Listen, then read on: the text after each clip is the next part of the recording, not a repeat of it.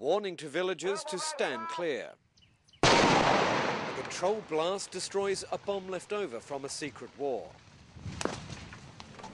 These men find and destroy the still live explosives from America's undeclared war on Laos in the 1960s and 70s. More than 2 million tons of bombs were dropped here during 80,000 bombing missions. That's one mission every 8 minutes for almost a decade. Laos has the unenviable distinction of being the most heavily bombed country in the world. I think it was recognized by even by the US themselves. Large bombs like these once rained down on the country. But for children here, the small cluster bombs are the biggest killer. Over 260 million of these were dropped.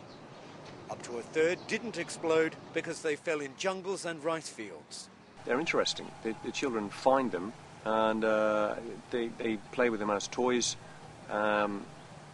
Invariably, when they explode, they're more often fatal than anti-personnel mines. The most bombed parts of Laos are also the poorest, in part because people can't farm land littered with explosives. One way to make a living is to dig up old bombs and sell them for scrap, often with deadly consequences. This widow mourns her husband. He was one of 3 people killed when a bomb he was salvaging blew up. Despite the risk, the trade continues.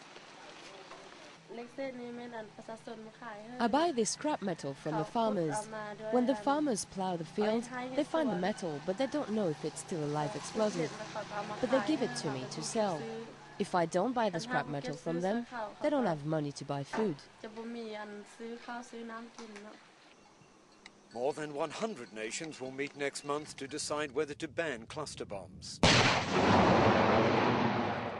Even if they do, it will be too late for people here in Laos, who will still face the dangers of a past conflict for decades to come.